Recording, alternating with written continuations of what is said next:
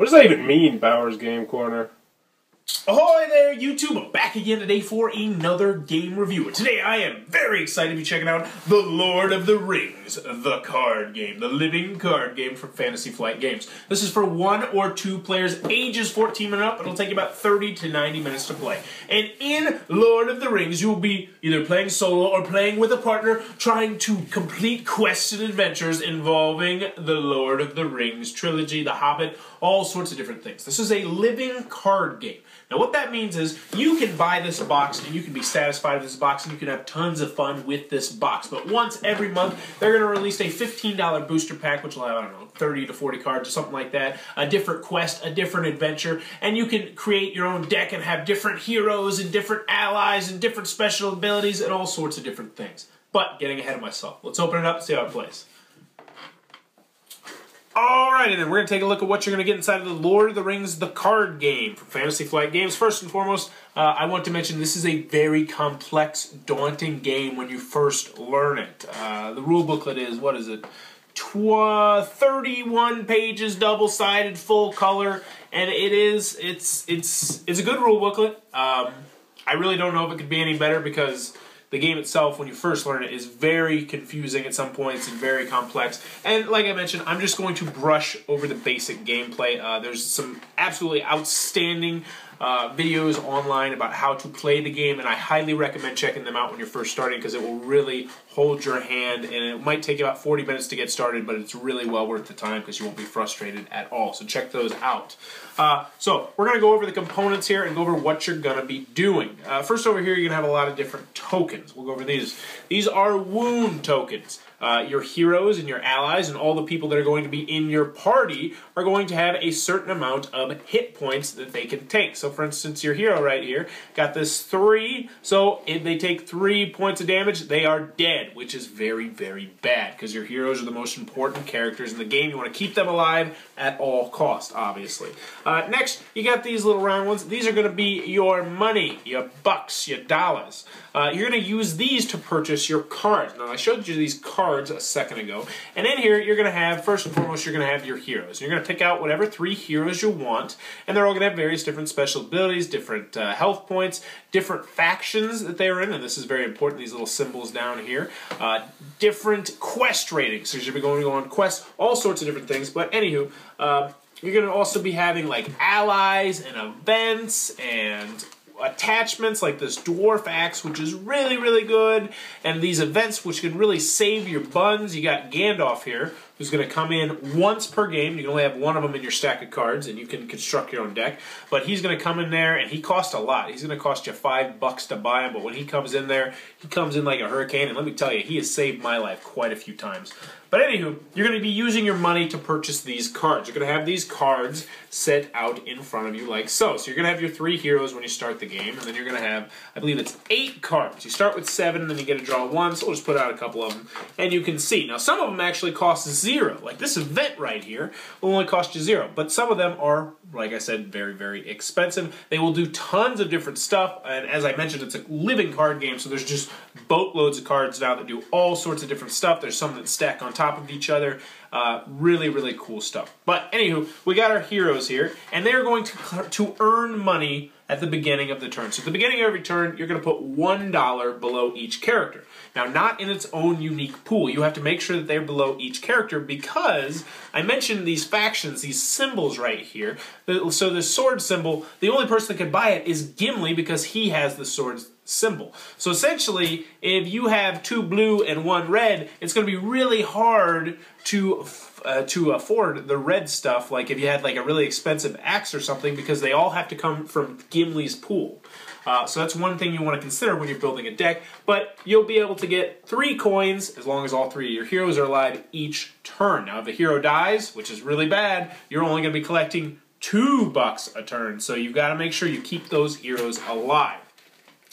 Next, we have our quest tokens. They got little footsteps on them. These are going to help you keep track of how far along you are in a quest. Normally, when you start the game, you're going to pick one of the 3 adventures that are included in the base game, and you'll have, I believe, 3 cards put down here.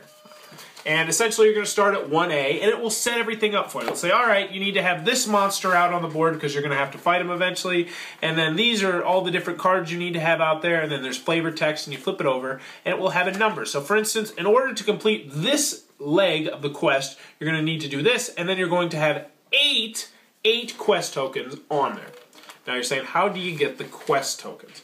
Well, this is where I'm not going to go too much into detail because it is rather complex. But essentially, you're going to be doing quests. You're going to be going to different locations, doing different quests, and you're going to have different things out on the board right here. You might have locations, you might have bad guys. This is where the bad stuff is going to come. And when they're here, they're fine because they're not going to attack you. This is called the staging area. But eventually, they will come and attack you. So in order to quest, what you're going to do is you're going to have to tap, but I can't say tap because magic stole it or whatever, but that's neither here nor there.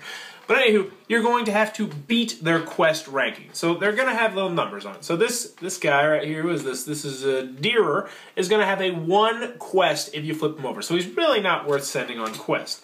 Gimli, on the other hand, is going to have a 2, so he's decent on quest. Then over here, you got Eowyn. She's going to have 4, so she's really the one that you're going to be sending on quest a lot. And some of your allies will have quest points. I don't have any, or Gandalf, if you happen to send him, he has 4 quest points. But they're all going to have various different quest ratings, and you're going to try and beat the number that is in the staging area. If you don't beat the number in the staging area, bad stuff will happen, which will be threat. And I haven't got to threat yet. I'm going to get to it in a second.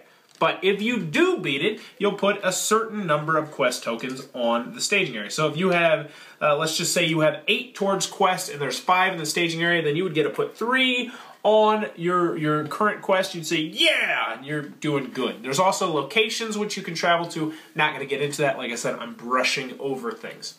So, next, threat. This is a big deal. This is how you lose the game. If you get to 50 threat, you are done.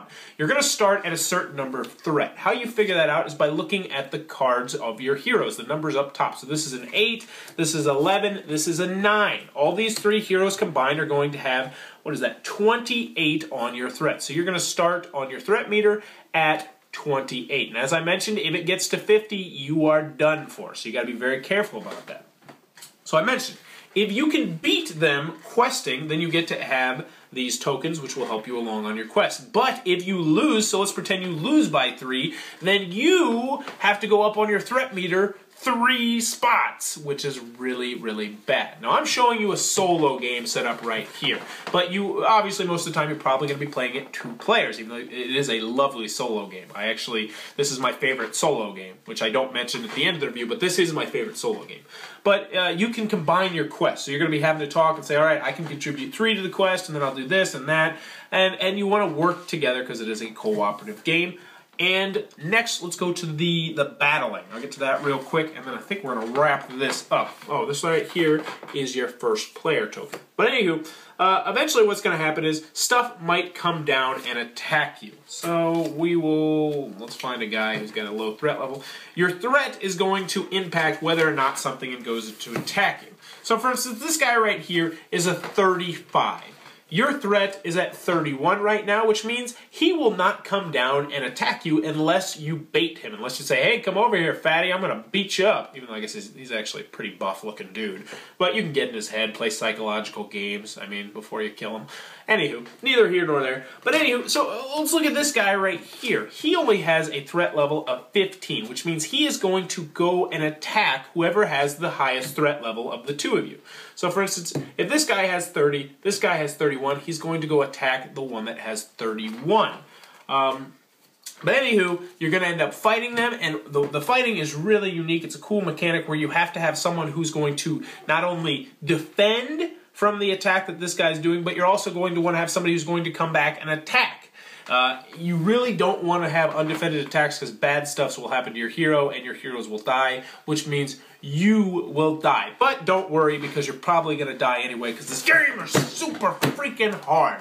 But that, in a real loose nutshell, is how Lord of the Rings, the card game, is played.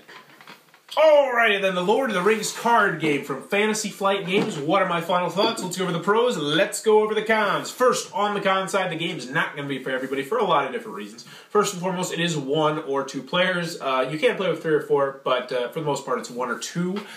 You do need an extra copy of the game, which is something that really always grinds my gears. But it's definitely not a party game, and I wouldn't even say it's like a game night game. It's just more of the kind of game where you get together with one other person, and you go back and forth doing your questing and your venturing, so on and so forth. Another thing is, the game is very thematically heavy. It's leaking with theme. If you're not into Lord of the Rings, you're probably not going to be into this game. It's cooperative, which is not going to be everybody's cup of tea as well. I do want to give a shout out, though, because Fantasy Flight actually has quite a few other living card games if you're interested. I think there's like a Game of Thrones one, a Cthulhu one, a Star Wars one. They got a whole bunch of different ones. So if Lord of the Rings is not your cup of tea, you can always check out one of those games, even though I will say Lord of the Rings is the only cooperative one.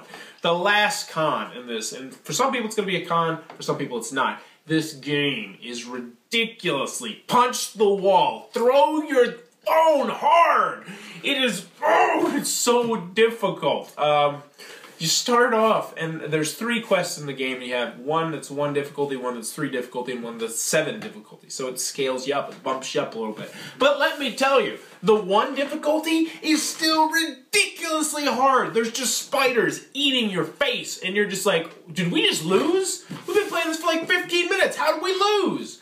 And the second time you'll do better. And the third time you'll hopefully do a little bit better and better and better until you just barely survive and you win. And then you'll be like, how in the heck are we supposed to beat the next one? But that's something that I want to move on to the pros. I love that. I love how hard this game is. It kicks you in the face, and you keep coming back for more. There's tons of expansions to this game. As I mentioned in the beginning, this is a living card game. So once you get done with all 3 of the missions, you can go out and you can pay, I believe it's 10 to 15 bucks, and get new mission cards with new heroes and a new quest and new cards. And that's one of the beauties of this game, is it is all about deck building. When you first start the game, you're going to play it pretty plain Jane. You'll have, you might either be a warrior, you might be a healer, that sort of thing. You're going to come from one deck. But once you really get into the game and get more cards, you can start mixing things up, and it really gets exciting. You'll have all these different hero cards and different hero abilities, and it really, if you're into Lord of the Rings, well, you'll really get into the theme, because the quests are very well done.